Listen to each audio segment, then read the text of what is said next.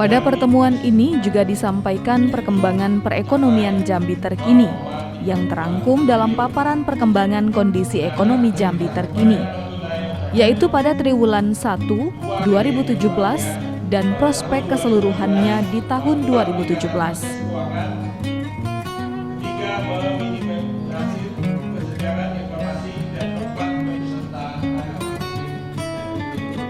Berdasarkan asesmen atas data dan informasi triwulan 1 2017, perekonomian Jambi tumbuh sebesar 4,27%, melambat dibandingkan pertumbuhan triwulan sebelumnya, yakni 6,35%. Namun relatif lebih tinggi bila dibandingkan triwulan yang sama di tahun 2016, yakni sebesar 3,35%. Angka pertumbuhan ini lebih rendah dibandingkan pertumbuhan ekonomi nasional 5,01%. Hal ini sebagai akibat tertahannya tingkat konsumsi masyarakat, sebagai dampak penyesuaian beberapa tarif yang diatur pemerintah, terutama tarif tenaga listrik dan terbatasnya realisasi anggaran pemerintah.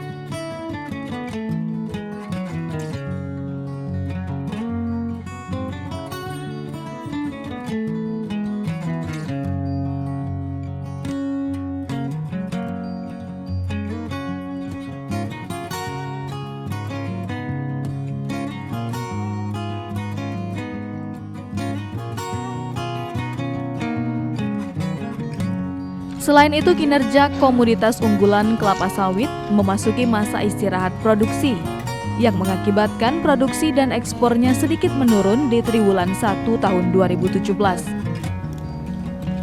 Serta masih terkontraksinya sektor pertambangan dan penggalian. Meskipun melambat, semua sektor tumbuh positif didorong oleh pertumbuhan sektor pertanian, kehutanan, dan perikanan sebesar 8,67%. Hanya sektor pertambangan yang mengalami kontraksi 0,86% apabila dilihat berdasarkan pengeluaran.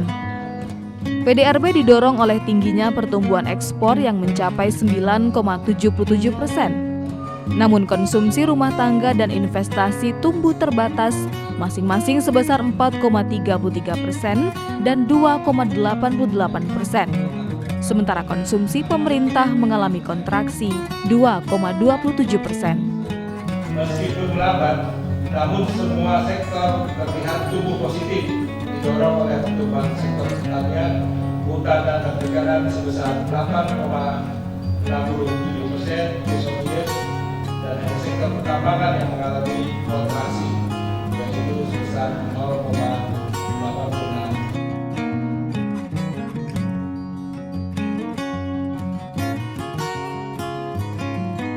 High Level Meeting TPID dan Forum Kajian Ekonomi dan Keuangan Regional Provinsi Jambi yang berlangsung di Swiss Bell Hotel memberikan makna penting dalam upaya menegakkan komitmen bersinergi untuk membangun perekonomian Jambi menuju kemakmuran dan kesejahteraan bangsa yang berkeadilan.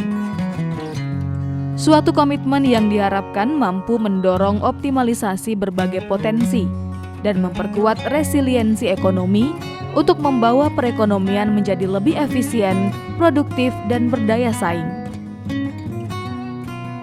PLT Sekda Provinsi yang juga Ketua TPID Provinsi Jambi mengatakan, dalam upaya pengendalian inflasi di Provinsi Jambi, TPID telah merencanakan program kerja berdasarkan roadmap yang telah disusun. Ditambahkannya beberapa langkah yang dilakukan untuk pengendalian inflasi, diantaranya efisiensi sistem perdagangan, pengendalian harga dan stok selama hari besar keagamaan dengan menggelar pasar murah pangan di sejumlah titik, serta inspeksi mendadak atau sidak ke sejumlah pasar maupun jaringan distribusi barang untuk mengantisipasi adanya penimbunan barang, terutama bahan makanan pokok dan energi.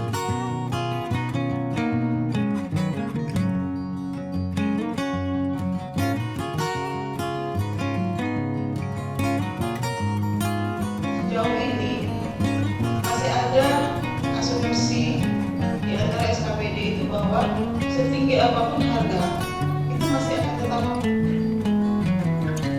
dari tahun ke tahun. Memang kita lihat komoditi pemicu inflasi itu dari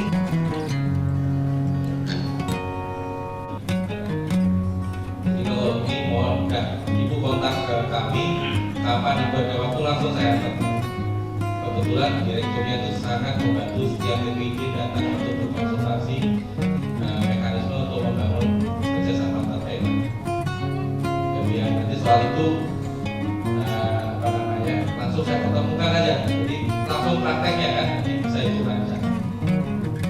Kalau kedua soal SKPD terkait ya, kalau mengatakan bahwa sebagian terima, tapi bagaimana dengan orang yang datang saja? Dia tidak akan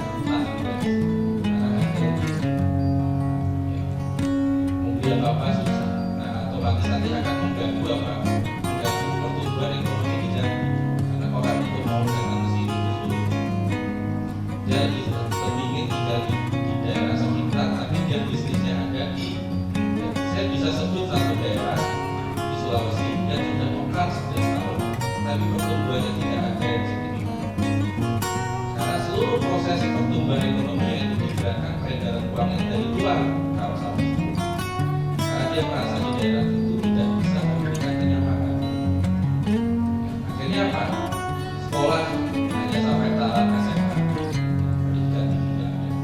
Bahkan BTS telekomunikasi itu terbatas, sehingga Bapak Ibu bisa mengambil ATM itu sebelum jam 10. Kalau di atas jam 10 sampai jam 3 sore itu mobile datanya mati. Jadi ATM nggak berfungsi. Nah, apakah kita mau daerah Jambi seperti itu? Tentu tidak. Dan harganya mahal sekali, barang bisa mahal. Makanya kota tersebut atau provinsi tersebut hanya punya satu hotel yang mungkin nggak jauh beda dengan cuma satu. Walaupun kekayaannya bagus. Jadi mohon paradigma ini harus kita hilangkan. Jangan kita biarkan masyarakat bahkan Bapak Presiden saja memikirkan harga BBM di Papua jangan sampai terlalu jauh dengan daerah lain.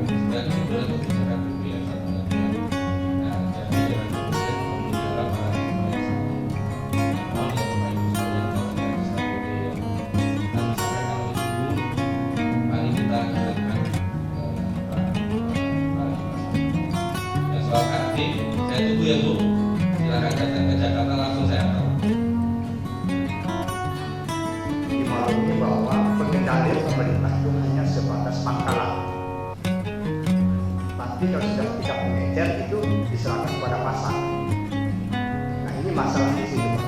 Sekarang ini untuk Sarawak di akhir itu 15.200 per tabung. Kalau di tingkat pangkalan itu 17.000. Tapi di tingkat pengecer yang bisa sampai 30.000. Masalahnya adalah kuota kami kurang. Nah, kuota ini adalah tanggung jawab ada kewenangan dari kementerian. Nah, Bapak dan dari pusat mohon kiranya ke depan supaya kuota kami bisa ditambah supaya tidak menimbulkan kelangkaan di pasar.